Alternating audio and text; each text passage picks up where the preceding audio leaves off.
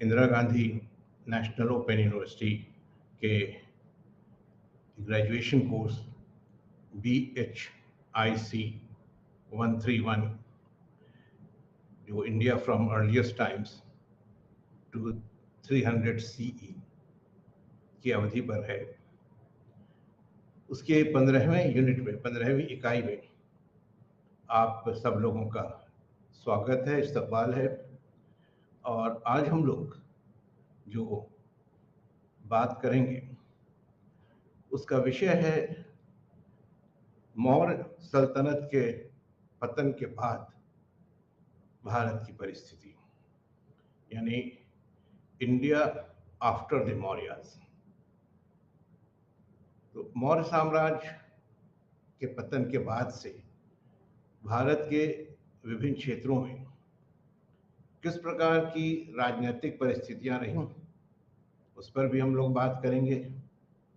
और इसके अलावा उस जमाने की अर्थव्यवस्था क्या थी, समाज क्या था, यानी जो सियासी हालात थे उस पर भी हमारी बात होगी।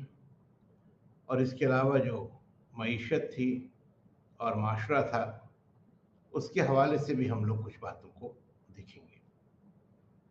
तो ये दो बुनियादी चीज़ें हैं जिन पर आज हमारी गुफ्तगू होगी। मौर्य सल्तनत के बाद हिंदुस्तान के सियासी हालात और यहाँ की मईशत और जो यहाँ का माशरा है। एक बात तो पहले आपसे ये कहें कि मौर्य सल्तनत का जो अहद है वो हिंदुस्तान की तारीख में एक बहुत ही अहम, हम कह सकते हैं कि ज़रूरी अहद है, इस एतबार से कि इस ज़माने में एक बड़ी सल्तनत कायम हुई, एक बड़ा एम्पायर था। और उसके अलावा यहाँ एक केंद्रीकृत प्रशासन या एक मरकज़ी इंतज़ामिया थी, खुशहाली थी, तिजारत थी। तो कुल मिलाकर ये एक ज़रूरी दौर था। लेकिन जब मौर्य सल्तनत का ज़वाल हुआ तो उसके बाद हालात काफ़ी बदले। ये भी आप जानते हैं कि मौर्य सल्तनत के ज़वाल के सिलसिले में कई बातें कही गई हैं। एक वक्त में ये माना जाता था कि मौर्य सल्तनत का ज़वाल अशोक की जो पॉलिसीज़ थीं उनके नतीजे में हुआ। उसने बहुत ज़्यादा अमन परस्ती पर जोर दिया, पैसिफिज्म पर जोर दिया। तो उसकी वजह से जो फौजी ताकत थी वो कम पड़ गई। उसने बौद्ध लोगों को बहुत ज़्यादा सरपरस्ती दी, तो उसकी वजह से ब्राह्मणों में एक रिएक्शन हुआ, एक रद्द अमल उसका हुआ और उन्होंने सल्तनत के ख़िलाफ़ काम करना शुरू किया। और जैसा कि हम लोग जानते हैं, पुष्यमित्र जो शुंग वंश का बानी था, उसने मौर्यों की सल्तनत का खात्मा किया और इस नए वंश, इस नई ख़ानदानी सल्तनत को कायम किया। अब इस बात पर लेकिन कुछ अलग तरह के ख्यालात भी हाल के बरसों में आए हैं और ख़ास तौर पर रोमिला थापर ने इस बात को साबित किया है कि मौर्य सल्तनत के ज़वाल में अशोक की ऐसी कोई ख़ास जिम्मेदारी नहीं थी। इसमें कई और भी असबाब थे, ज़्यादा अहम असबाब थे। मिसाल के तौर पर जो मरकज़ी हुकूमत थी वो कमज़ोर पड़ गई थी। इसके अलावा जो पड़ोस में कुछ इंडो ग्रीक्स या हिंद यूनानी हुक्मरान थे, उन्होंने मौर्य सल्तनत की सरहदों में फौजी कार्रवाई शुरू कर दी थी। और इस तरह से जो मरकज़ी ताकत थी और जो फौजी ताकत थी उसमें कमी आ रही थी। इसका सबब अशोक की पॉलिसीज़ नहीं थी, बल्कि जो बदलते हुए सर्कमस्टांसेस थे, बदलते हुए जो हालात थे, उनकी वजह कर ये कमी आ रही थी। और ये भी सही है कि अशोक की मौत के कोई 50 साल बाद तक मौर्य सल्तनत कायम रही थी। तो उमूमी हालात के हवाले से या जो जनरल कंडीशंस हैं उनके कंटेक्स्ट में ही हम मौर्य सल्तनत के ज़वाल को बेहतर तौर पर समझ सकते हैं। अब इसके बाद के सियासी हालात क्या रहे, कुछ उस पर भी हम लोग गुफ्तगू करेंगे। तो पहली बात जो हमने अभी आपसे कही वो ये थी कि जो सियासी मरकजियत थी या जो एक सेंट्रलाइज्ड पॉलिटिकल सिस्टम था, उसका ज़वाल हो रहा था। उस ज़वाल के नतीजे में मौर्य सल्तनत की जगह पर कई नई रियासतें, कई नए स्टेट्स कायम हो गए थे। और एक बड़ी बात यह हो गई कि अब हिंदुस्तान के जो सियासी हालात थे वो जोग्राफिया के एतबार से, जोग्राफी के एतबार से तीन हिस्सों में बंट गए या उनके तीन मरकज हो गए। जो शुमाली हिस्सा था यानी नॉर्थ इंडिया था, उसमें एक दूसरी वसी सल्तनत, एक दूसरा एम्पायर कायम हुआ। जो नक्शा आप देख रहे हैं स्क्रीन पे, उसमें आप देखेंगे कि कुषाण एम्पायर लिखा है, और जो गहरे सब्ज रंग का और थोड़ा सा हल्के सब्ज और ब्लू रंग का जो हिस्सा आप नक्शे पर देख रहे हैं, ये कुषाण सल्तनत की सरहदें थी।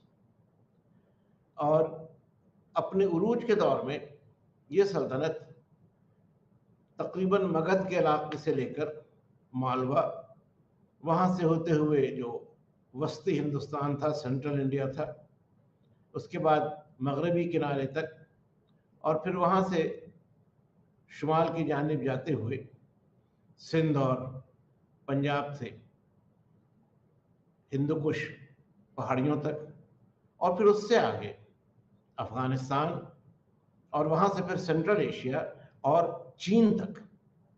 आप अंदाज़ा कर सकते हैं कि कितनी बड़ी इसकी सरहदें थी, कितनी वसी इसकी सरहदें थी, कि मगध से शुरू होकर और वस्ती और मगरबी हिंदुस्तान से होकर और फिर शुमाल मगरबी सरहद से आगे अफगानिस्तान और वस्त एशिया और चीन तक, ये इतनी बड़ी हुकूमत थी जो कुषाण हुक्मरानों के ज़माने में हिंदुस्तान में कायम हुई। अगर आप इसके जगराफियाई इलाके को देखें तो मौर्य सल्तनत से इसकी वुसअत कुछ कम नहीं थी। फ़र्क ये ज़रूर था कि मौर्य सल्तनत की बुनियाद हिंदुस्तान में थी, पाटलिपुत्र में थी, लेकिन कुषाणों की बुनियाद वस्त एशिया में थी। और वहाँ से फिर रफ्ता रफ्ता ये अफगानिस्तान और वहाँ से आगे बढ़ते हुए पंजाब और दीगर इलाकों तक आए। और हिंदुस्तान में इनके आने के बाद इनकी जो राजधानी, इनका जो कैपिटल रहा, जो इनका दारुल सल्तनत था, वो पेशावर था। अब ये पाकिस्तान में है, वहाँ के खैबर पख्तूनख्वा इलाके में। और पेशावर उन दिनों पुरुषपुर के नाम से जाना जाता था। तो ये उनका कैपिटल था। इसके बाद आप देखेंगे इसी नक्शे में जिसकी हम आपसे बात कर रहे हैं, बिल्कुल मगरबी किनारे पर, जहाँ पर कुषाण सल्तनत की सरहदें ख़त्म होती हैं, एक छोटा सा हिस्सा है जिस पर लिखा है वेस्टर्न सैट्रप्स या मगरबी छत्रप। ये एक छोटी सी डायनेस्टी थी जिसका ताल्लुक सीथियंस से था, उनके बारे में भी अभी हम लोग बात करेंगे। फिर उससे नीचे आप देखिएगा कि खासा बड़ा हिस्सा है जो हल्के सब्ज रंग में है, और ये सातवाहन एम्पायर लिखा है इसमें, यानी ये सातवाहनों की सल्तनत थी। तो पहला हिस्सा हो गया शुमाली हिंदुस्तान का, दूसरा हो गया ये सातवाहन सल्तनत का, जो आज के अगर आप जोग्राफियाई माने में देखें तो दक्कन का इलाका है। आप उसके नीचे जब नज़र डालेंगे तो आपको दो नाम मिलेंगे, पांड्यन किंगडम जो मगरबी किनारे पर है, और मशरक़ी किनारे पर आपको एक नाम मिलेगा चोलास। तो ये दो छोटी छोटी रियासतें थीं जो इस ज़माने में उभर रही थीं, और इस तरह तीन इकाइयाँ हो गई थीं, शुमाली हिंदुस्तान, दक्कन, और फिर ये जो बिल्कुल जनूबी हिस्सा है जिसे हम लोग पेनिनसुलर इंडिया का भी नाम देते हैं, वो हिस्सा जहाँ पर एक तिकोनी शक्ल बन जाती है हिंदुस्तान के नक्शे की, और इसके तीन तरफ आप देखेंगे कि पानी है। इसके मगरिब में बहर अरब है या अरेबियन सी है, इसके जुनूब में इंडियन ओशन या बहर हिंद है, और इसके मशरक़ में खलीज बंगाल है या बे ऑफ बंगाल है। तो ये जो है इलाका है जो बिल्कुल जनूबी हिस्सा है हिंदुस्तान का, ये पेनिनसुलर इंडिया भी कहलाता है। और इस पेनिनसुलर इंडिया में ये जो जजीरा नुमाए हिंद, अगर हम उर्दू में कहें तो जजीरा नुमाए हिंद का जो हिस्सा है, यहाँ पर आपको दो सल्तनतों का नाम मिलेगा, मगरिब में पांड्यस और मशरक़ में चुगलस। तो ये वो नया सियासी मंजरनामा था हिंदुस्तान का जो मौर्य सल्तनत के ज़वाल के बाद उभरता है, या मौर्य सल्तनत के ज़वाल के बाद हमारे सामने आता है। अब इससे पहली बात जो आप समझ सकते हैं वो ये कि अब मरकजियत नहीं रही, ऐसी कोई सल्तनत नहीं रही जो एक बड़े वसी इलाके में रही हो और जिसका के असर बराह रास्त या बिलवास्ता हिंदुस्तान के बड़े इलाके पर हो। कुशानों की बात हम लोग कर रहे हैं, लेकिन कुशानों का मामला थोड़ा मुख्तलिफ है और उस पर अभी हम लोग बात भी करेंगे। हम लोग शुरुआत कर रहे हैं मशरक़ी हिंदुस्तान के हिस्से से, यानी ईस्टर्न इंडिया से। ईस्टर्न इंडिया से हम लोग इसलिए शुरू कर रहे हैं कि यही वो इलाका है जहाँ मौर्य सल्तनत का मरकज़ था, जिसे हम मगध भी कह सकते हैं और आज के हिसाब से देखें तो बिहार का इलाका भी कह सकते हैं। जब मौर्य सल्तनत का ज़वाल हुआ तो यहाँ पर एक नया ख़ानदान इक़्तिदार में आया और इसको शुंग ख़ानदान कहते हैं, या ये शुंग हुक्मरान थे, शुंग रूलर्स थे, शुंग डायनेस्टी थी, जिसने कि अब मगध के इलाके पर कब्ज़ा किया।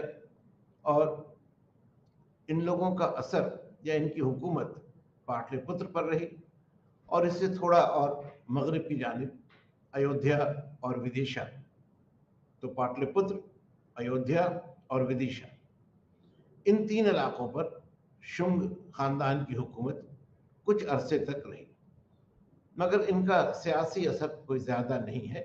और अगर हम लोग मौर्य सल्तनत को जहन में रखें और उससे हम मुकाबला करें, उससे हम मवाजना करें, तो ये एक बहुत ही छोटी और बहुत ही मामूली सी हुकूमत है, जिसका कि उस ज़माने की सियासी हालात या उस ज़माने की जो सियासत है उसमें कोई बहुत अहम मकाम नहीं है। एक दूसरा नाम आप देख रहे हैं स्क्रीन पर, खारवेल। खारवेल उड़ीसा का हुक्मरान था, कलिंग जो उस जमाने में था। आप जानते हैं कि कलिंग की फतह अशोक ने की थी, लेकिन अशोक के मरने की कोई निस्फ सदी बाद, 50 साल बाद जो हालात थे उन पर अगर हम गौर करें तो ये वाज़ेह है कि कलिंग मौर्य सल्तनत से अलग हो चुका था। यहाँ एक नए ख़ानदान की हुकूमत हो गई थी और इसका जो सबसे अहम हुक्मरान था वो खारवेल था। खारवेल के बारे में जो तफसीलें मिलती हैं, जो डिटेल्स मिलते हैं, उनसे जाहिर होता है कि वो एक कामयाब फातह था, कॉन्करर था, जिसने मशरक़ी साहिल पर, ईस्टर्न कोस्ट पर अपनी हुकूमत को कायम किया, मजबूत किया। वो एक अच्छा एडमिनिस्ट्रेटर भी था, इंतज़ामी उमूर में भी उसको खासी सलाहियत हासिल थी, और वो एक बेनेवोलेंट रूलर भी था। कहीं कहीं पर शायद आपको टाइपिंग की कुछ गलतियां नज़र आए तो आप उसको दरगुजर कीजिएगा। तो ये बेनेवोलेंट रूलर भी था क्योंकि इसने बहुत सारे फलाही काम किए, यानी जो अवाम थे उनकी फलाह बहबूद के लिए, उनकी भलाई के लिए, उनको राहत पहुंचाने के लिए उसने कई काम किए। अब इस बात का भी जिक्र होता है कि उसका ये जो रवैया था उसकी बुनियादी वजह ये थी कि अशोक ने धम्म की पॉलिसी के ज़रिए जो एक मॉडल, जो एक मिसाल पेश की थी, उसका असर उसके बाद के हुक्मरानों पर भी रहा, और इनमें खारवेल की मिसाल बहुत अहम है।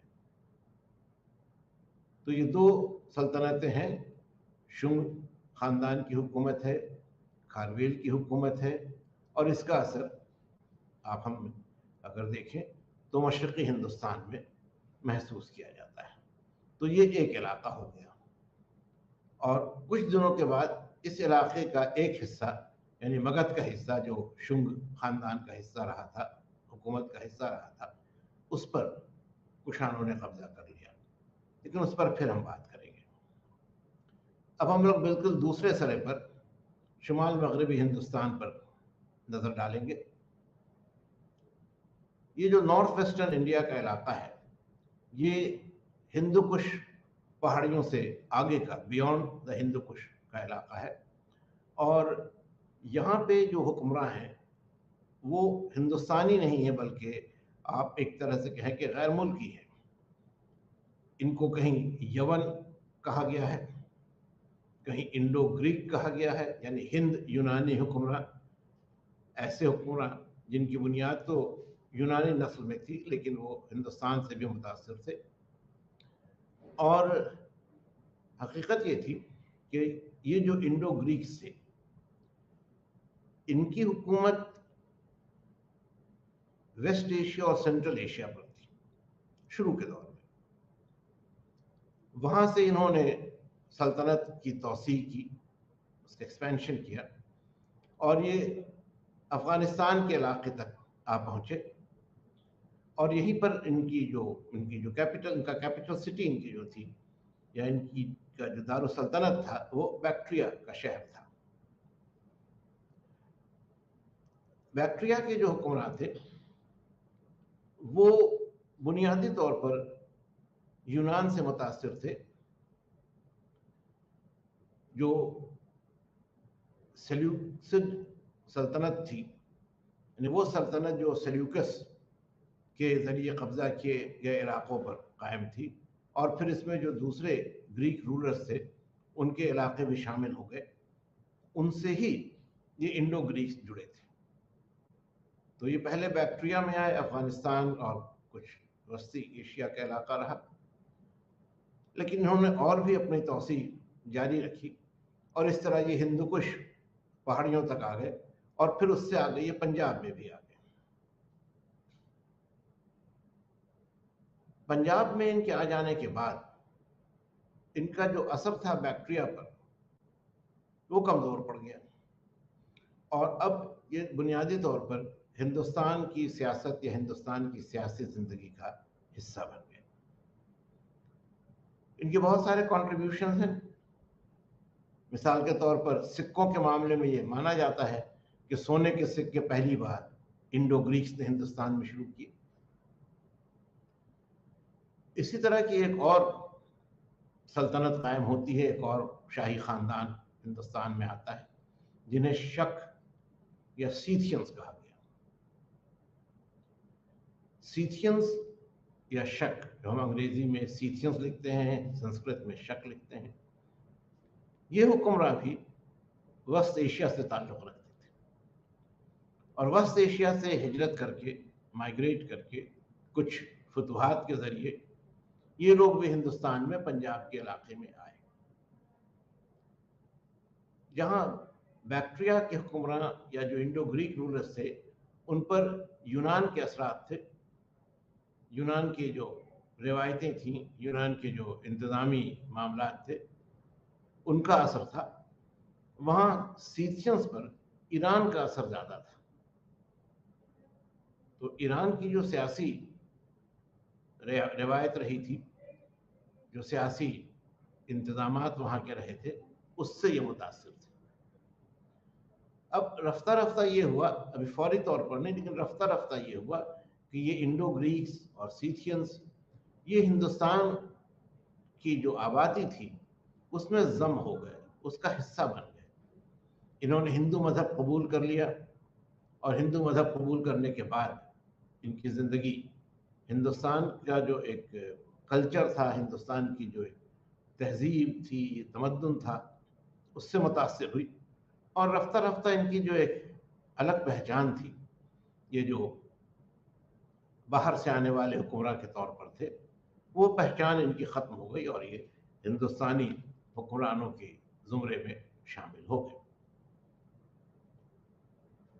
तो हम लोगों ने दो किनारों की बात अभी की हिंदुस्तानी जगराफिया के सिलसिले में, एक जो बिल्कुल मशरक़ी हिस्सा था और दूसरा जो शुमाल मगरबी इलाका था।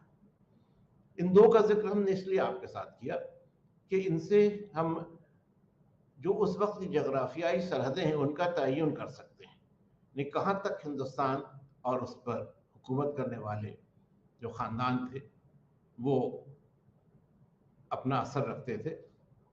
अब हम लोग आ जाते हैं कुशान हुकूमत की जानिब या कुशानों की सल्तनत की जानिब, जो कि शुमाली हिंदुस्तान में एक बड़े इलाके में फैली थी। और जैसा हमने आपसे कहा, इनका असर हिंदुस्तान से बाहर कुछ वस्त एशिया में, कुछ अफगानिस्तान के इलाके में और फिर चीन के इलाके तक था। आपको ऐसा लग रहा होगा कि हम लोग कुछ इलाकों में एक से ज़्यादा शाही ख़ानदानों की बात कर रहे हैं। इंडो ग्रीक्स हैं, सीथियंस हैं, कुशान्स हैं, ये सब हम लोग कह रहे हैं कि कुछ सेंट्रल एशिया, कुछ अफगानिस्तान में इनका असर था। तो इसकी दो वजह है। एक तो ये कि जो जगराफियाई सरहदें थी वो बहुत वाज़ेह नहीं थी, तो कुछ इलाके एक सल्तनत में थे, कुछ दूसरी सल्तनत में थे।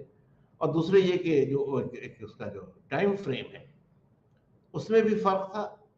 कहीं एक सूरत हाल थी, वक्त गुजरने के बाद वहाँ सूरत हाल बदल गई। और जो बात हम आपसे बिल्कुल शुरू में कह चुके थे कि इस ज़माने में एक मरकज़ी हुकूमत नहीं थी, बल्कि मुख्तलिफ इलाकाई सल्तनतें कायम हो गई। तो इलाकाई सल्तनतों के मामले में ये होता है कि उनकी सरहदें बदलती रहती हैं और ये कि अलग अलग वक्तों में उनका उरूज और ज़वाल होता रहता है। लेकिन इस दौर की जो सबसे अहम सल्तनत है वो कुशानों की सल्तनत है। अब कुशानों का भी ताल्लुक वस्त एशिया से था, सेंट्रल एशिया से था। और वहाँ पर एक कबीला था जो बड़ा अपने वक्त का बहुत ही ताकतवर कबीला था, इसका नाम था यूची। यूची कबीला वस्त एशिया में उस ज़माने की तारीख में बहुत ही ताकतवर, बहुत ही अहम कबीला था। और इसी कबीले से कुशानों की बुनियाद जुड़ी थी। इनका जो डिसेंट है, इनकी जो पैदाइश है, वो यूची कबीले से जुड़ी है। उसी का ये एक तरह से सक्सीडिंग पावर रहे थे। हमने पहले भी आपसे कहा कि इनका जो कब्जा था वो एक लंबे इलाके में था, चीन से लेकर मगध तक। और इनमें जो सबसे अहम हुक्मरान था वो कनिष्क था। कनिष्क के बारे में कई तरह की मालूमात हमें हासिल हैं। पहले तो एक दिलचस्प बात आपको ये बताएं कि कनिष्क के ज़माने में ही एक नया कैलेंडर, एक नया एरा या तक़वीम का आगाज़ होता है। और ये 78 BCE में है और इसे शक एरा या शक तक़वीम कहते हैं। अब जानते हैं कि तक़वीम का ताल्लुक़ तारीख़ों के तयन से होता है, क्रोनोलॉजी से होता है। और जो साल गुज़रते हैं हम लोग किसी एक तक़वीम या किसी एक कैलेंडर के तहत उनका शुमार करते हैं। जैसे हम लोग आजकल ईसवी सदी के बारे में बात करते हैं, हमारे आगे ग्रेगोरियन कैलेंडर है, तो हम लोग जब से ग्रेगोरियन कैलेंडर शुरू हुआ है उससे आज तक 2022 साल गुजर गए, तो हम लिखते हैं कि 2022 CE या कॉमन एरा में हम हैं। आज से कोई 100 साल पहले हम लोग 1922 CE में थे। तो जैसे जैसे वक्त बदलता है हम लोग उस कैलेंडर के मूवमेंट में आगे बढ़ जाते हैं। तो ये 78 BCE शक एरा के आगाज का साल है और इसका ताल्लुक कनिष्क से रहा है। कनिष्क का ताल्लुक बौद्ध मजहब से भी था और उसी के ज़माने में जो आखिरी अहम बौद्ध संगीति है या बुद्धिस्ट काउंसिल है उसका उसको होल्ड किया जाता है, वो मुनक़द होती है। और इसमें बौद्ध मज़हब में जो कुछ तब्दीलियाँ आ गई थी उनके मुताबिक कुछ तरमीम और कुछ मॉडिफिकेशन, कुछ अडेप्टेशन होते हैं। तो कनिष्क की जो तारीख़ है वो बौद्ध मज़हब के सिलसिले में भी, बुद्धिज़्म के सिलसिले में भी बहुत अहम है। इसके अलावा आप ये देखेंगे कि कुछ वक्त के गुजरने के बाद चीन और वस्त एशिया से कुषाणों की हुकूमत कमज़ोर पड़ने लगती है। और बुनियादी तौर पर अगर हम लोग हिंदुस्तान की बात करें तो हिंदुस्तान में इनका कब्ज़ा मगरबी हिंदुस्तान से लेकर गंगा के मैदानी इलाकों से और मालवा से होकर गुजरता था। जो गंगा का मैदान है वो इनके सल्तनत या इनके स्टेट का नॉर्दर्न पार्ट था, मालवा उसका सेंट्रल पार्ट था, और जो मगरबी साहिल का इलाका था वो इसकी मगरबी सरहद थी। अपने आप में ये भी एक वसी सल्तनत थी। और अगर इसका हम लोग उस वक्त की दूसरी सल्तनतों से मुकाबला करें तो सिर्फ सातवाहनों की सल्तनत ऐसी थी जो कनिष्क या उसके जो सक्सेसर्स थे, जो कुषाण थे, उनके सल्तनत के मुकाबले में एक बड़ी सल्तनत कही जा सकती है। लेकिन कुषाणों की हुकूमत का एक दूसरा अहम मर्तबा था, एक दूसरी अहमियत थी, और वो ये कि इस ज़माने में तिजारत को बहुत फ़रोग़ हासिल हुआ। हमने आपसे कहा था कि चीन तक एक ज़माने में कुषाणों का कब्ज़ा था। इसका नतीजा ये हुआ कि चीन से लेकर और शुमाल मगरबी इलाके से होते हुए गंगा के मैदानी इलाके से और मगध से तिजारत को काफ़ी फ़रोग़ मिला। मईशत के हवाले से हम लोग इसकी बात करेंगे। लेकिन जो दिलचस्प बात यह है कि इसी ज़माने में हिंदुस्तान से होते हुए चीन और रोम के बीच जो तिजारत हो रही थी और जिसमें ज़्यादातर रेशमी कपड़ों की तिजारत होती थी, सिल्क ट्रेड था, तो उस ज़माने में इसके लिए एक ख़ास लफ्ज़ इस्तेमाल हुआ है उस रास्ते के लिए जहाँ से ये तिजारत होती थी, और उसको हम लोग सिल्क रूट कहते हैं या राह रेशम कहते हैं। और ये कुषाण हुकूमत के इलाकों से गुजरते हुए चीन और हिंदुस्तान को जोड़ने वाला रास्ता था। आज भी आप देखिएगा सिल्क रूट का जिक्र अक्सर आता है, और ये उस ज़माने में तजारत के मामले में सबसे अहम तजारती रास्ता था या ट्रेड रूट था, जो मुख्तलिफ इलाकों से हिंदुस्तान को जोड़ता था और हिंदुस्तान की तजारत को इससे फ़ायदा पहुंचा था, उसको फ़रोग़ मिला था। इसके बाद अगर हम लोग एक और हिस्से की बात करें, हम लोगों ने अभी तक मशरक़ी हिंदुस्तान की बात की है, हम लोगों ने मरकज़ में शुमाली हिंदुस्तान उसकी बात की है, और फिर जो शुमाल मगरबी सरहद है उसकी बात की है। ये दरअसल आप देखें तो हार्टलैंड था या कोर एरिया था हिंदुस्तान की तारीख का। लेकिन हमने पहले भी मैप में आपको दिखाया था कि मगरबी हिंदुस्तान में एक छोटी सी रियासत और थी, सल्तनत और थी, जो शक हुक्मरानों के तहत थी या उनके हुकूमत का इलाका था मगरबी हिंदुस्तान में। इनका जो इलाका था वो कुषाणों की सल्तनत से और जनूब में था, और अपने उरूज के ज़माने में यहाँ के जो हुक्मरान थे, जो शक कहलाते हैं या इनको सैट्रप्स या छत्रप भी कहते हैं, इनकी अहमियत थी। इन्होंने कुषाणों के ज़वाल का फ़ायदा उठाते हुए मालवा, सौराष्ट्र, गुजरात और शुमाली कोंकण, इन इलाकों पर कब्ज़ा किया था। और इनका जो सबसे अजीम, सबसे अहम बादशाह था वो रुद्रदामा या रुद्रदामन था। उसके हवाले से एक इंफॉर्मेशन जो हमें मिलता है मौर्य सल्तनत के बारे में, वो ये है कि मगरिब में यानी गुजरात का जो इलाका है वहाँ तक मौर्यों की हुकूमत थी, और वहाँ एक बड़ी झील की तामीर चंद्रगुप्त मौर्य ने कराई थी। उसका इंफॉर्मेशन रुद्रदामन के इंस्क्रिप्शन से मिलता है। तो उससे इस बात की भी तस्दीक होती है कि मौर्य सल्तनत गुजरात के इलाके तक फैली हुई थी, और जो यहाँ शक हुक्मरान इक़्तिदार में आए, ये उसी अमल का नतीजा थे, उसी प्रोसेस का नतीजा थे जो मौर्य सल्तनत के ज़वाल के बाद हिंदुस्तान में देखा गया। यानी सियासी इंतशार और इलाकाई सल्तनतों का क़याम। अच्छा, शक लोगों के बारे में एक और दिलचस्प बात यह है, जो शायद आपकी नज़र में भी हो, कि इन्हीं के ज़माने में, और कुशानों ने भी इसको अपनाया, एक लफ्ज़ बादशाह के लिए इस्तेमाल होने लगा जो शाहानुशाही था, शाहानुशाही। और हम लोग उर्दू में या फ़ारसी में भी शहनशाह का लफ्ज़ जो इस्तेमाल करते हैं, एक तो बादशाह होता है, और बादशाह से ज़्यादा अहम, ज़्यादा बड़े इलाके पर हुकूमत करने वाला, ज़्यादा ताकतवर हुक्मरान शहनशाह होता है। तो शहनशाह का ये जो लफ्ज़ है, हम जो शहनशाहों की बात करते हैं, वो इन्हीं शक हुक्मरानों के हवाले से जुड़ी हुई है।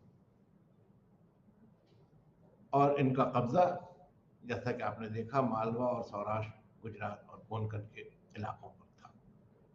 एक दिलचस्प बात और आपको बताएं, जबकि ये 300 BC से कुछ 300 CE से कुछ आगे है, कि इसी इलाके के जो शक हुक्मरान थे, जिनको वेस्टर्न क्षत्रप भी कहा गया है, मगरबी क्षत्रप या सैट्रैप्स भी कहा गया है, इनसे गुप्त खानदान के जो हुक्मरान थे उनकी लड़ाई हुई है। और चंद्रगुप्त सानी, जो विक्रमादित्य भी कहलाता है, उसने इन वेस्टर्न क्षत्रप्स को, मगरबी क्षत्रप को, छोटे छोटे कई ऐसे रूलर्स थे जो क्षत्रप कहलाते थे, उनको शिकस्त दी, उनको हराया, और इस तरह मगरबी साहिल तक गुप्त हुकूमत का भी कब्जा हुआ। और वहाँ से फिर तिजारत या ट्रेड के मामले में, ओवरसीज ट्रेड के मामले में काफ़ी तब्दीली आई, काफ़ी तरक्की हुई।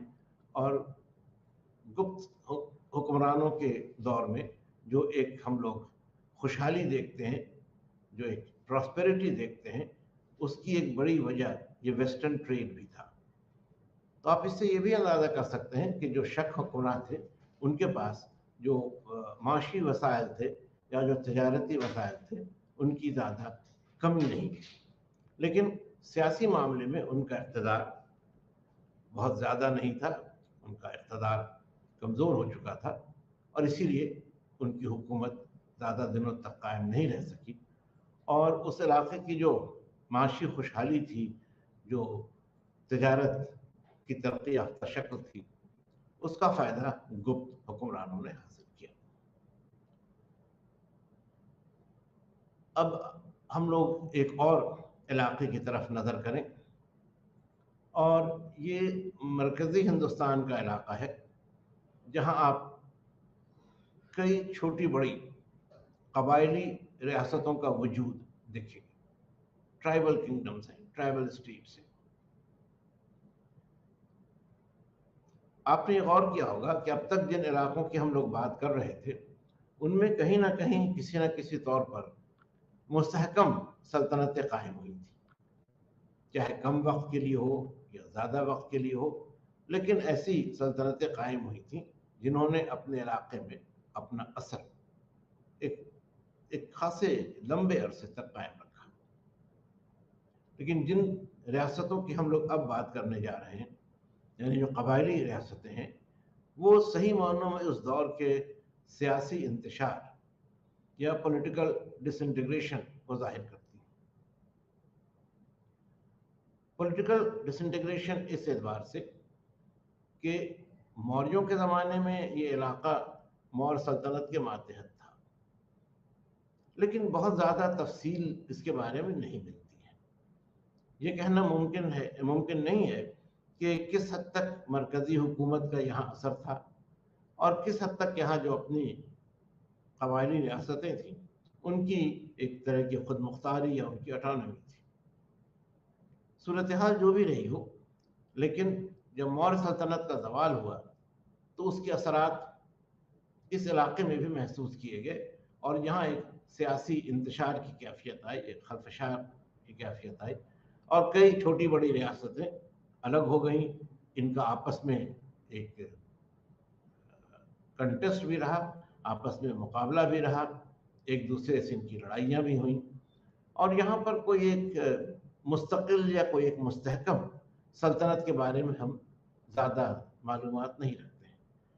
ऐसा लगता है कि यहाँ पर मुख्तलिफ छोटी बड़ी सल्तनतें थीं और उनके बीच में एक आपसी कशमकश थी, एक आपसी मुसाबकत थी, मगर ये क्या थी इसके बारे में कहना मुश्किल है। अब जो मालूमात हमें हासिल हैं इन लोगों के बारे में, वो ज़्यादातर एक ख़ास माखज़ में है, जिसे हम लोग वीर गाथा काव्य या बैलेट का नाम देते हैं।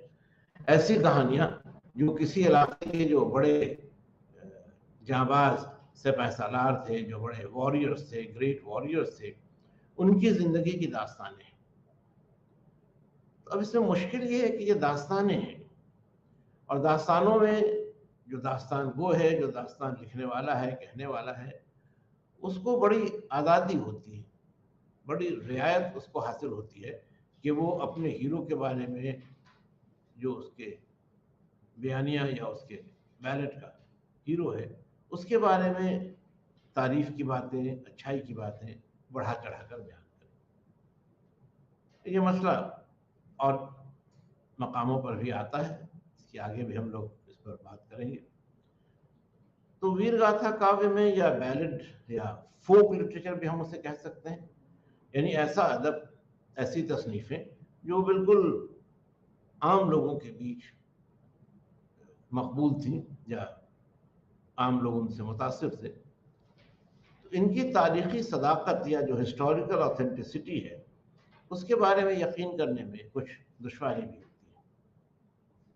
लेकिन बहरहाल ये एक दौर है, एक ऐसा इलाका है जहाँ कबायली रियासतें सामने आती हैं और ये कबायली रियासतें आपस की आवेजिश, आपस की कशमकश की वजह से एक इस्तेहकाम इस इलाके में नहीं ला सकती हैं या नहीं लाने में कामयाब हो सकती हैं, नहीं कामयाब होती हैं और छोटे बड़े मुख्तलिफ आज़ाद स्टेट्स या इंडिपेंडेंट स्टेट्स, आज़ाद रियासतें इस इलाके में कायम हो जाती हैं। अब अभी तक का जो सर्वे हम लोगों ने किया, उसका ताल्लुक शुमाली और वस्ती हिंदुस्तान से, नॉर्दर्न और सेंट्रल इंडिया से। लेकिन इसके बाद जो दूसरा बड़ा मरकज़ है, जहाँ सियासी हालात बदलते हैं, जहाँ एक नई सियासी सूरत हाल उभरती है, वो दक्कन का इलाका है। यानी आज के हिसाब से अगर आप देखेंगे तो महाराष्ट्र का जो जनूबी हिस्सा है और कर्नाटक का जो हिस्सा है, यहाँ एक नए शाही ख़ानदान की बुनियाद पड़ती है। इन्हें हम लोग सातवाहन के नाम से जानते हैं, इन्हें आंध्र सातवाहन भी कहते हैं, क्योंकि इनका जो उरूज होता है वो उस इलाके से होता है जो अभी आंध्र प्रदेश का सूबा है। तो उस इलाके की वजह से भी इन्हें सातवाहन के अलावा आंध्र सातवाहन भी कहा गया। अब सातवाहनों की बड़ी अहमियत है जनूबी हिंदुस्तान के हिस्ट्री में, उसकी तारीख में, क्योंकि जो इस्तेहकाम मौर्यों ने शुमाली हिंदुस्तान में कायम किया था, वो इस्तेहकाम इन्होंने दक्कन के इलाके में लाया। फ़र्क इतना ज़रूर है कि मौर्यों ने जो सिलसिला कायम किया था, उससे बहुत हद तक कुशानों को फ़ायदा पहुंचा, उनकी हुकूमत को इस्तेहकाम मिला। लेकिन यहाँ सूरत हाल अलग है। सातवाहनों ने अपनी सल्तनत का क़याम एक तरह से बिल्कुल बुनियादी सतह से शुरू किया। तो कुशानों के पास एक विरासत थी, सातवाहनों के पास वैसी विरासत नहीं थी। आज हम सातवाहनों के बारे में आपसे कोई ज़्यादा तफसील से बात नहीं कर रहे हैं, तो इसकी वजह यह है कि इसी यूनिट में दूसरा भी हिस्सा है जो दक्कन और जुनूब की तारीख के बारे में है, और उस पर हम लोग अपने अगले डिस्कशन में गुफ्तगू करेंगे जब हमारा मरकज़ दक्कन और जनूबी हिंद होगा। अभी सिर्फ हमने एक तारुफ के तौर पर आपको बताया कि जो नया पॉलिटिकल अलाइनमेंट हो रहा था, जो नई सियासी सफबंदी हो रही थी, उसमें दक्कन अब शुमाली हिंदुस्तान से अलग अपनी एक जुदागाना हैसियत इख्तियार कर चुका था और वहाँ एक नई, एक मजबूत हुकूमत भी कायम हो गई थी। फिर हमने आपसे ये भी कहा के जो पेनिनसुलर इंडिया है वहाँ पांड्य और चोल सल्तनतों का नाम मिलता है। एक और छोटी सी ताकत उस इलाके की, एक माइनर पावर उस इलाके का इस जमाने में, जिसको के CHERA चेर वंश का नाम दिया जाता है, चेरा डायनेस्टी या चेरा खानदान का नाम दिया जाता है। और इनका जो कब्जा था वो मगरबी साहिल पर, जो अब केरल का इलाका है, यानी पांड्य सल्तनत जो थी उससे और जुनूब में इनकी हुकूमत थी, मगर ज़्यादा अहमियत पांड्य और चोल सल्तनतों को हासिल थी। और इनमें वक्त गुजरने के साथ, यानी जहाँ कदीम अहद ख़त्म होता है और एक नया अहद अर्ली मेडिवल इंडिया शुरू होता है, वहाँ इस जज़ीरा नुमाए हिंद में चोल ख़ानदान अपनी ताकत को बढ़ाने में कामयाब होता है, अपनी सल्तनत की तौसीह करने में कामयाब होता है। और जनूबी हिंदुस्तान के इस इलाके में, यानी पेनिनसुलर इंडिया में, पहली बार एक बड़ी सल्तनत, एक एम्पायर का क़याम होता है। और वो एम्पायर हिंदुस्तान से बाहर भी था। हिंदुस्तान की जो समुद्री सरहदें हैं, जो नेवल फ्रंटियर्स हैं, उनसे आगे श्री सॉरी नाम अभी एक मिनट के लिए भूल गए, जो इलाका है सुमात्रा का और बोर्नियो का, उसमें उस जमाने में एक सल्तनत थी जो श्री विजय सल्तनत के नाम से जानी जाती है। सुमात्रा और बोर्नियो इंडोनेशिया का हिस्सा है, और उसमें उस जमाने की जो हुकूमत थी वो श्री विजय के नाम से जानी जाती थी। और वहाँ तक भी चोल हुक्मरानों का इक़्तिदार था, खलीज बंगाल पर इनका इक़्तिदार था, और किसी हद तक इन्होंने जो आज श्रीलंका का शुमाली इलाका है उस पर भी इनका कब्जा था। और ये वाहिद ऐसी ताकत है, या वाहिद ऐसी हुकूमत है, वाहिद ऐसा हुक्मरान ख़ानदान है जिसका इक़्तिदार हिंदुस्तान के समुद्री साहिल से और आगे फैला हुआ था। फर्स्ट ओवरसीज एम्पायर की बात अगर हम लोग करें तो ये चोल हुक्मरान थे, और इनकी भी ताकत का उरूज इसी ज़माने में शुरू होता है। इसके बारे में आप इसके अगले चैप्टर में पढ़ेंगे, अगले कोर्स में पढ़ेंगे, या शायद अब तक आपने पढ़ भी लिया हो। लेकिन ये याद रखिएगा कि चोल एम्पायर जो है, जो सही मानों में 9th-10th सेंचुरीज में बहुत अहम बन जाता है, उसके उरूज का ज़माना यही है। एक और बात आपसे कहें कि अशोक के जो कतबात हैं, जो अशोकन इंस्क्रिप्शंस हैं, उनमें ऐसे भी कुछ इंस्क्रिप्शंस हैं जो इसी इलाके में, यानी अशोक की जो सल्तनत थी उसके बिल्कुल जनूबी सिरे पर हैं। और वहाँ वो इस बात के लिए वार्निंग देता है, एक उसकी तंबीह है इस इलाके के चोल लोगों के लिए, कि वो अगर मौर्य सल्तनत के हिस्सों में आकर, उसके इलाकों में आकर कोई लूट मार करते हैं या कोई बदअमनी फैलाते हैं तो उनके खिलाफ सख्त कार्रवाई की जाएगी। यानी ये अंदाज़ा हमें मिलता है कि उस ज़माने में चोल हुक्मरानों की, या जो चोल कबीला था, उसकी ताकत बढ़ रही थी इस हद तक कि वो मौर्य सल्तनत, जो उस ज़माने की सबसे अज़ीम शान सल्तनत थी, उसके इलाकों में भी फौजी कार्रवाई कभी कभी किया करते थे। तो कुछ और बात हम चोल हुक्मरानों के बारे में आपसे सातवाहनों के कंटेक्स्ट में कहेंगे, गरचे वो हमारा जो दौर है, यानी 300 CE तक का जो दौर है, उसके बाद की ये घटनाएं हैं, उसके बाद के ये वाक़यात हैं, मगर उनका पस मंज़र हम यहाँ देख सकते हैं। तो अभी तक हमने जो आपसे बातें की उनमें हमने जो सियासी हालात थे उसका जिक्र आपके सामने किया।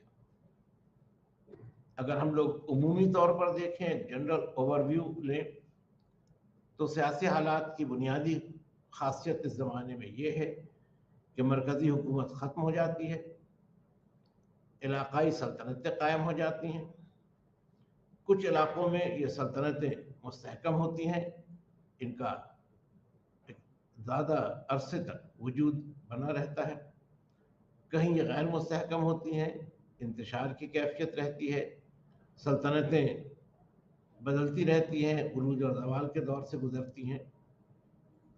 तो ये दोनों पैरेलल सिचुएशन आपके सामने हैं। मरकजियत का जो खात्मा होता है उससे दोनों तरह का रद्द अमल होता है। कहीं कहीं रीजनल कंसोलिडेशन होता है, यानी जो इलाकाई ताकतें हैं उनको इस्तेहकाम मिलता है, और कहीं कहीं एक एनार्की तो हम लोग नहीं कह सकते, मगर ये कि एक डिस्टर्ब पॉलिटिकल कंडीशन, एक इंतशार की कैफियत हमें मिलती है। अब हम लोग थोड़ी सी बात मईशत और माशरे के हवाले से भी करेंगे।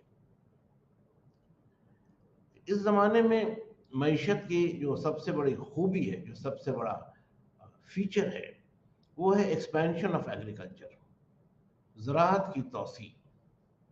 चाहे वो कुशानों का मामला हो या सातवाहनों का मामला हो, ज़राअत या एग्रीकल्चर पर बहुत ज़्यादा अहमियत दी जाने लगी।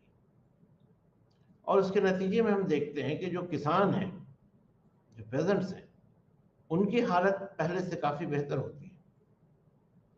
कुछ कदमों में, कुछ इंस्क्रिप्शंस में हमें ये हवाले मिलते हैं कि जो दान दिए जाते थे, जो ग्रांट्स दी जाती थी, उनमें जो हुकूमत के लोग थे, जो रूलर्स थे, उनके ग्रांट्स थे, जो प्रॉस्पेरस ट्रेडर्स थे, ऐसे ताजर थे जो माशी तौर पर खुशहाल थे, उनके भी थे। और जो अहम बात जिसकी तरफ आपकी तवज्जो हम दिलाना चाहेंगे कि जो खुशहाल किसान थे वो भी दान दिया करते थे, वो भी ग्रांट दिया करते थे। अब हम लोगों का जो तस्वुर एक किसान के मुताल्लिक है, या मौर्य सल्तनत में किसान की जो हालत है, उसमें उसके पास इतनी ज़्यादा दौलत कभी होती ही नहीं थी, इतने वसाइल नहीं होते थे कि वो दूसरों को दान दे सके, ग्रांट दे सके। लेकिन इस ज़माने में पेजेंट लैंड होल्डर्स के ज़रिए भी ग्रांट देने की बात मिलती है। इसका कंफर्मेशन, इसकी तौसीक कदमों के ज़रिए होती है। तो ये एक बड़ी तब्दीली आती है कि ज़राअत को काफ़ी तरक्की मिलती है, ज़राअत ज़्यादा बड़े इलाके में खेती का काम होता है, इसकी तौसीक होती है, और जो ज़राअत से जुड़े हुए लोग हैं, जो किसान हैं, उनकी माशी हालत काफ़ी बेहतर होती है। तो ये एक अहम बात है।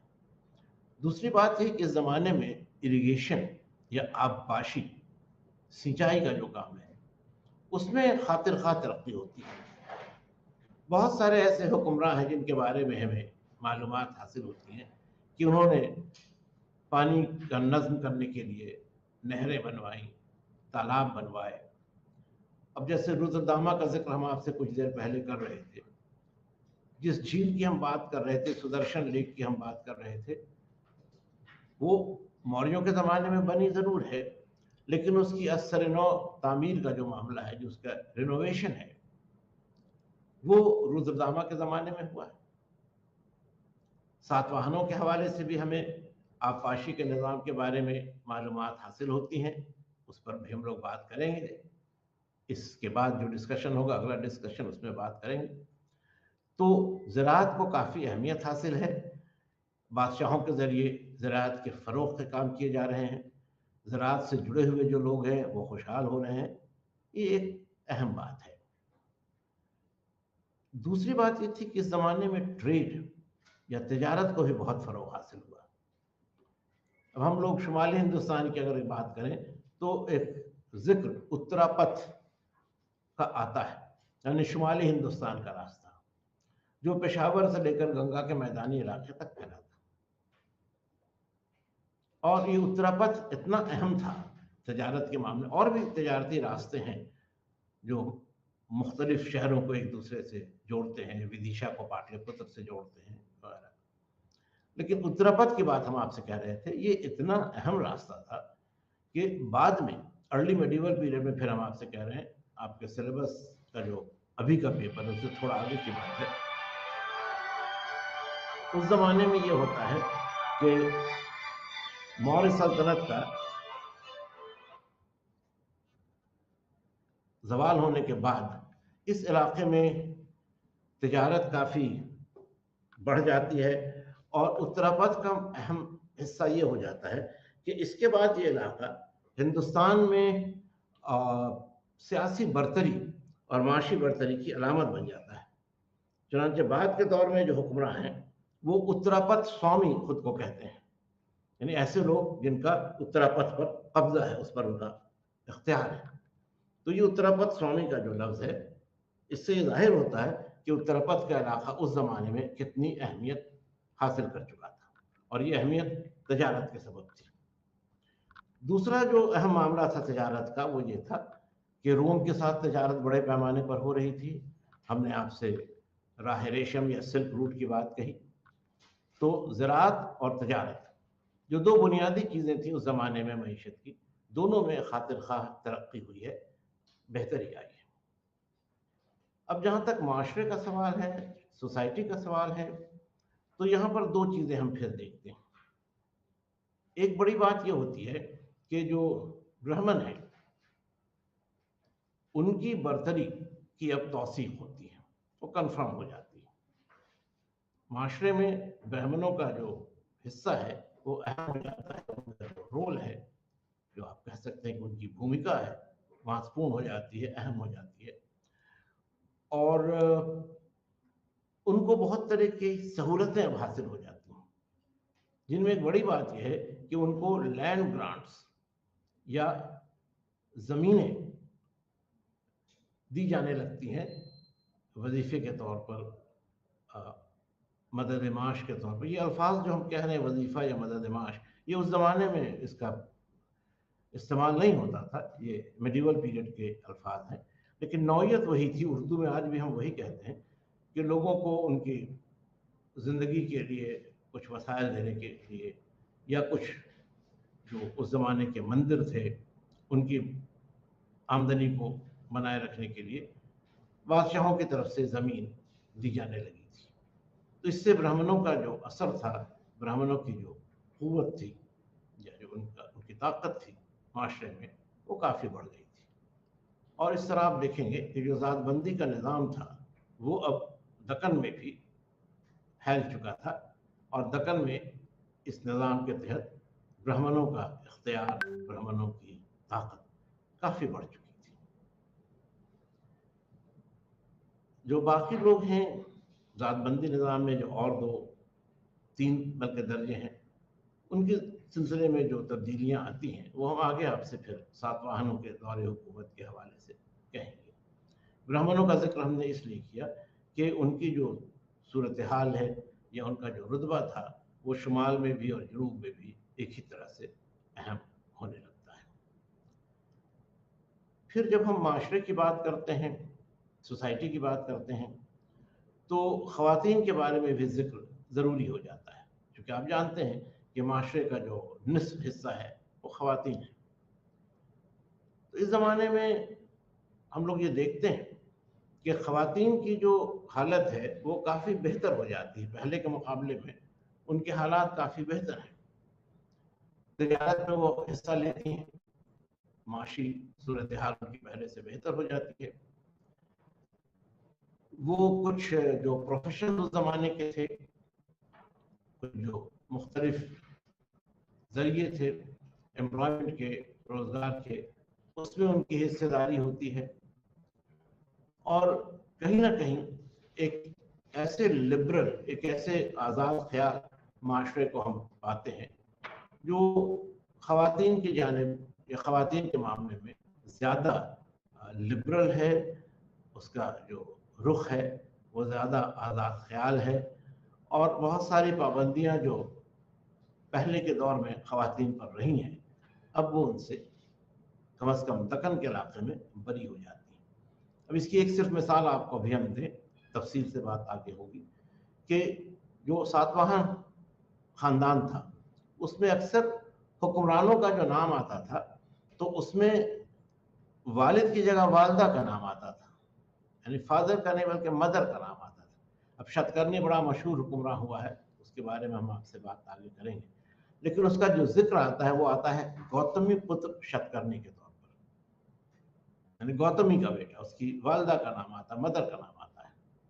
इससे भी आपको एक अंदाज़ा होगा कि दक्कन में भी और जनूब में भी जो ख़वातीन हैं उनकी हैसियत, उनका रुतबा माशरे में एक ज़्यादा बेहतर रुतबा है। शुमाली हिंदुस्तान में हालात थोड़े अलग हैं, लेकिन फिर भी उमूमी तौर पर अगर आप देखें तो यहाँ भी ख़वातीन का हिस्सा आम जिंदगी में है, गरचे कम है। ये बात इसलिए हम आपसे कह रहे हैं कि इसके बाद का जो दौर है उसमें हम ये देखते हैं कि ख़वातीन की अहमियत बहुत कम हो जाती है और ऐसे कुछ उसूल बन जाते हैं, ज़ाब्ते बन जाते हैं जो ख़वातीन के बहुत सारे इख्तियारात को ख़त्म कर देते हैं, मगर वो आगे की बात है। तो अभी तक जो आपसे हमने गुफ्तगू की, अगर उसको हम लोग एक बार सम अप करें, अगर उसको फिर एक बार उन बातों को हम लोग समझने की या समेटने की कोशिश करें, तो इस ज़माने में दो बातें आप देखेंगे। सियासी ज़िंदगी में मरकज़ियत ख़त्म हो जाती है, इलाक़ाई सल्तनतों का उरूज होता है, बाद इलाक़ों में सियासी खलफशार रहता है। तो सियासी सूरत हाल में ये जो वाक़यात हैं या इस तरह की जो तब्दीलियाँ आई हैं, वो बहुत मुस्बत या बहुत पॉजिटिव नहीं है, अगर हम मरकज़ियत के नुक़्ते नज़र से देखें। दूसरी जानिब जो मईशत का मामला है, उसमें हम देखते हैं कि हालात काफ़ी बेहतर हैं।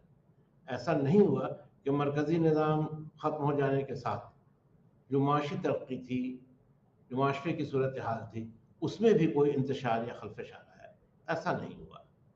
तो ये दो पैरेलल डेवलपमेंट्स हैं, दो मुतवाज़ी हालात हैं कि एक तरफ सियासी इंतशार है, एक खलासा है, मरकज़ी हुकूमत नहीं है, लेकिन दूसरी जानिब जो इलाक़ाई सल्तनतें हैं उनके तहत माशी तरक्की हो रही है। और ये तरक्की ज़राअत के मामले में भी है, एग्रीकल्चर में भी है और ट्रेड या तिजारत में भी है। तीसरी बात जो हम लोग देख रहे हैं कि जब मईशत की सूरत हाल बदलती है तो जो समाजी तबके होते हैं उनके जो आपसी ताल्लुकात हैं वो भी बदलते हैं। कुछ तबके पहले से ज़्यादा खुशहाल हो जाते हैं। किसानों की मिसाल हमने आपको दी। किसान से यहाँ मेरी मुराद आम किसान नहीं है, बल्कि जो बड़ी ज़मीनों के मालिक किसान थे, जिसे हम लोग आजकल तुलक कहते हैं, रिच पेजेंट्री। तो रिच पेजेंट्री का हमें जिक्र मिलता है, ऐसी रिच पेजेंट्री का जिक्र हमें मौर्य सल्तनत में नहीं मिलता है। तो ये एक तबके के उरूज का ज़माना भी है। जब मईशत है, जब शहरी ज़िंदगी है, तो उसमें ख़वातीन की जानिब भी एक ज़्यादा बेहतर रवैया आता है, एक ज़्यादा लिबरल एटीट्यूड आता है, उसे भी हम लोग पाते हैं। तो सियासी और माशी और समाजी ज़िंदगी में तब्दीलियाँ आ रही हैं। सियासी निज़ाम को अगर हम देखें तो मरकज़ियत के ख़त्म होने से कुछ नई तब्दीलियाँ आती हैं। हम लोग अगर मरकज़ी हुकूमत के नुक़्ते नज़र से देखें तो ये मुस्बत नहीं है, लेकिन अगर हम इलाक़ाई हुकूमतों के उरूज को देखें या उनके इस्तेहकाम को देखें, रीजनल कंसोलिडेशन का जो अमल है उसको देखें, तो इसकी ख़ासी अहमियत है। और इसी तरह जब रीजनल पावर्स इमर्ज करते हैं तो उससे दो सूरत हाल होती है, या तो तजारत कम हो जाती है या तजारत बढ़ जाती है। और यहाँ हम देखते हैं कि तजारत बढ़ जाती है, और वो इलाके जहाँ तजारत ज़्यादा फ़रोग़ पा रही है, जहाँ तजारत का ज़्यादा उरूज हो रहा है, वहाँ सियासी इस्तेहकाम भी आ रहा है और माशरे की जो ज़िंदगी है, जो सूरत हाल है, उसमें भी तब्दीलियाँ आ रही हैं। तो ये कुछ ऐसी बातें थी जिनका ज़िक्र आज हम लोगों ने किया मौर्य सल्तनत के बाद हिंदुस्तान के हालात का जायज़ा लेने में। और ज़्यादातर हम लोगों ने शुमाली हिंदुस्तान की बात की, दक्कन की बात इसके आगे होगी। अगले क्लास में जब हम लोग फिर साथ रहेंगे तो वहाँ इसकी बात होगी।